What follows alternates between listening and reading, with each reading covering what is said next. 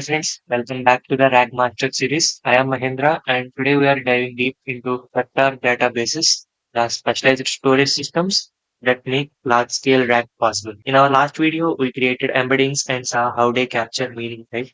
Today we are exploring the theory behind vector databases and getting them set up. This is the part one of this video, and in part two, we will do hands-on implementation with multiple databases and performance comparisons with different vector databases. By the end of this video, you will understand why the databases are essential and have your first one up and running. Okay, let's take an example. Searching through millions of vectors would take seconds or minutes. Consider a legal thing where 50,000 case documents. The lawyer asks, find all cases similar to copyright infringement in the software industry. The system needs to search through this all document embeddings and find the most relevant cases and then return results before the lawyer finishes his copy. Let us consider another example. Suppose you are Netflix and you want to build a RAG system to help users find movies. You have 15,000 movies and TV shows, each with multiple descriptions, reviews, and metadata. Millions of users queries per day, right? Users expect results in under 100 milliseconds. So, how is it possible? This is where vector databases become essential. They are not just storage, they are the high performance search engines that make RAG practical at large scale. Let's understand why we need specialized vector databases by comparing them to the traditional databases. I think you guys know what I mean by traditional databases. Something like SQL or NoSQL databases. In traditional databases are built for exact matching, like finding all users where age is equal to 25, getting products where category is equal to electronics, select categories or orders where date is equal to so and so. They were search for the exact matches. In fact, they use B-trees or hash indexes optimized for exact lookup. Lightning fast for exact matches, but terrible for similarity searches. Right? Imagine storing our 1536 dimension embeddings in a traditional database. To find similar vectors, you need to calculate distance to every vector in the database, and we should sort them by similarity, and then we should return top results. For 1 million vectors, this means 1 million distant calculations per query. Even when modern hardware was used, this may take seconds of time to return the top results. Vector databases are designed from the ground up for approximate similarity search. Let's see some differences between traditional database and vector database. The key differences will be vector databases have specialized indexes. The first one is they have specialized indexes for fast similarity search. We will dive deep into these specialized indexes algorithms that were used in vector databases in a dedicated video. Make sure to subscribe to get the update of the video. And the second key difference is approximate result. Of course, they are thousand times faster than traditional databases and they are 95% accurate, not 100%. Okay. The third one is multi-dimensional. They can store high multi-dimensional vectors. As we have seen, OpenAI embeddings are in 36 dimension, right? The vector databases can store the multi-dimensional embeddings also. If we compare with real-world performance, traditional databases take 5 to 10 seconds for 1 million vectors, but vector databases take 5 to 50 milliseconds. I am repeating, they will take 50 milliseconds for 1 million vectors. That's the difference between unusable and production ready. Okay, let's see the landscape of vector database. The known vector databases were Pinecone, Weaviate, ChromaDB, and FAISS. For Pinecone, they were fully managed, no infrastructure to maintain, and excellent performance and reliability, great documentation and developer experience, built-in metadata filtering, automatic scaling. But when it comes to disadvantages, Pinecone was somewhat costly and it was vendor locked-in data stored externally. Pinecone was best for production applications and teams wanting managed solutions. In these two cases, we can use Pinecone.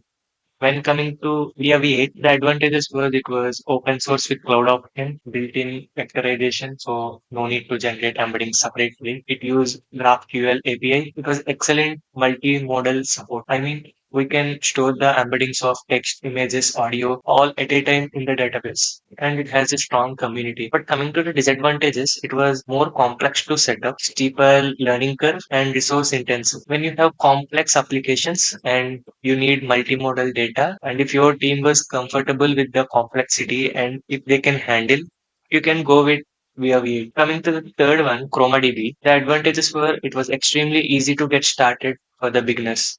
Great for prototyping and development. Minimal setup required. It is easy with good Python integration, free and open source, and has its disadvantages too. The first one was it was limited production features. It was not too best for the production use. Performance limitation at large scale and very few advanced features. ChromaDB was best for the new developers who was learning about the embeddings and who are creating RAG applications from basic. It was best for prototyping and small and medium applications. Coming to FAISS, the advantages were it was basically developed by Meta Facebook, extremely fast search algorithms, high optimizer for large data sets, free and open source. It was battle tested at massive scale. But the disadvantages for FAISS were low level API, more coding required for the API, limited metadata support, requires more setup and maintenance. If your team has a technical expertise or you are dealing with large data sets or if you have high performance applications,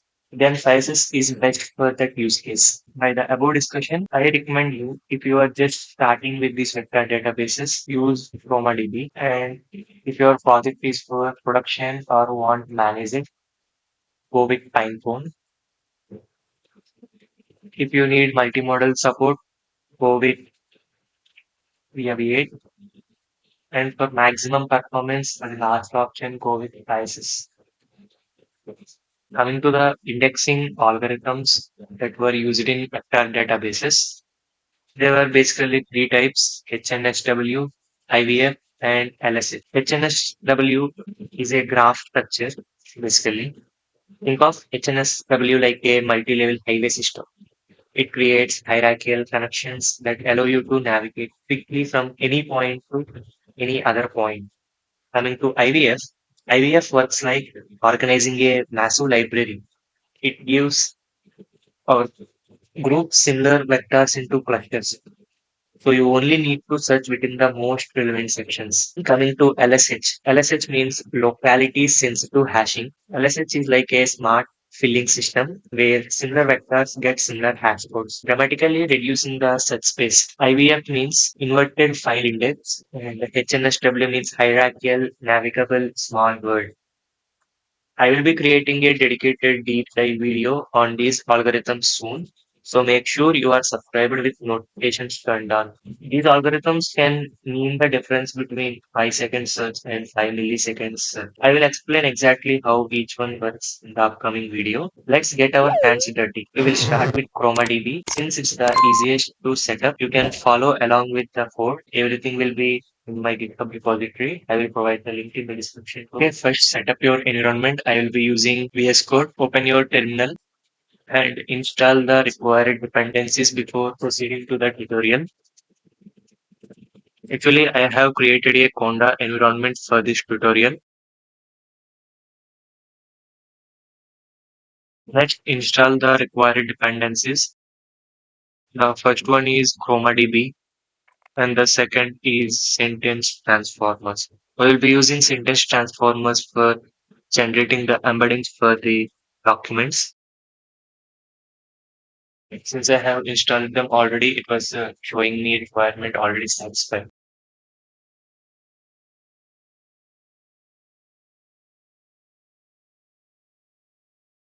First, import the required libraries. First one will be ChromaDB. Next, we will be importing the sentence transformer. And next, we will be importing numpy. Next, we should initialize the ChromaDB client.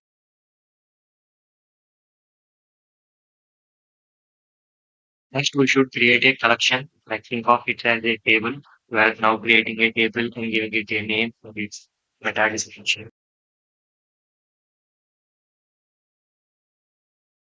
Here, I will be giving the name of the table as my documents and metadata. Okay, let's print our database name and the collection count.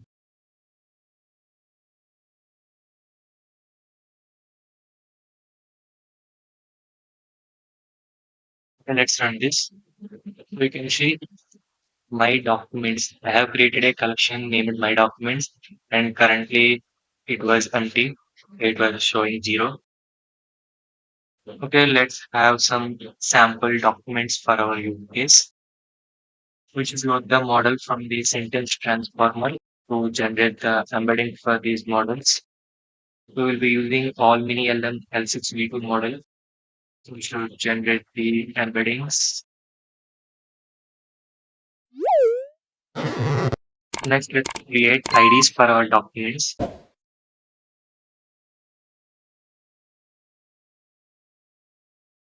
Now we should add our documents to the ChromaDB, the collection we have made before.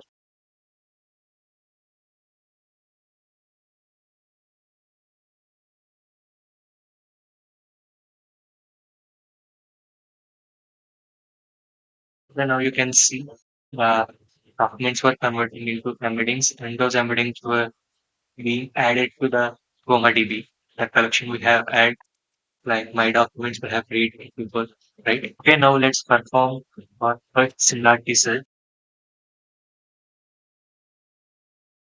Now we should generate the embeddings for this query using the model we have used before. Now we should search the collection with this query.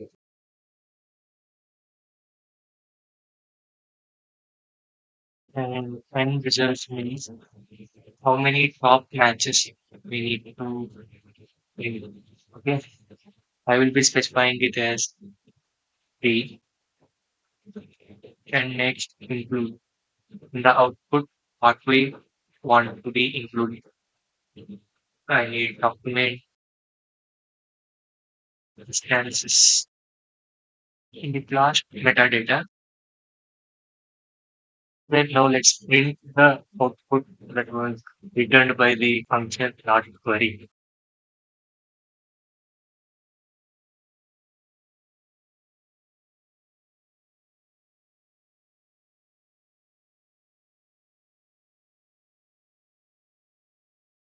Then let's see what will be the output to this. Here I have done it wrong. Okay, see, the question we have asked it, what is AI and machine learning? The document artificial intelligence is transforming technology. The distance was 0.937, and for the deep learning users neural networks it was 1.125. For the third one, data science combined statistics and programming, it was 1.27. For the question, the first one has the lowest distance. Amazing, right? It found semantically related documents.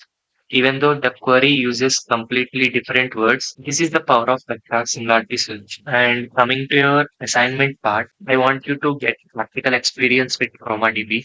So you guys, after this video or along with this video, set up your ChromaDB and create your own document collection, experiment with different queries, and also explore the metadata. And at last, share your findings in the comments. Remember, all code examples I have shown in this video were available in my GitHub repository. So don't hesitate to ask questions in the comments. We are just getting started with the vector databases. Here is what coming up in the series. I will be creating a deep dive long video about the algorithms used in the vector databases. And in the next video, we will be comparing different vector databases and their performance. Mainly in the next video, I mean vector databases part 2, we will be set up Pinecone and FAISS. We will compare the performance with real data, and we will see some production considerations and development tips for the vector databases. Make sure you are subscribed with the notification bell turned on. These algorithm and advanced future videos are going to be game changers for understanding how to build production ready RAG systems. And congratulations, you now understand why vector databases are essential for RAG systems and have your first one up and running. right? We're coming to what we have accomplished today.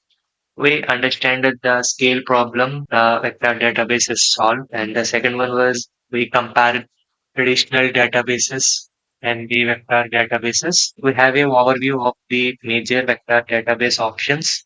That was ChromaDB, FAISS, Pinecone, and we have hands-on setup and testing with ChromaDB, right? If this video helped you set up your first vector database, hit that like button, subscribe for part 2 and the complete series, ring the notification bell so you don't miss the algorithms deep dive. Drop your ChromaDB experiments in the comments. I love seeing what data you are working with. If you have any questions regarding this video, just comment them. Thanks for learning with me today. I will see you in the part 2 of this vector databases where we compare multiple databases in action.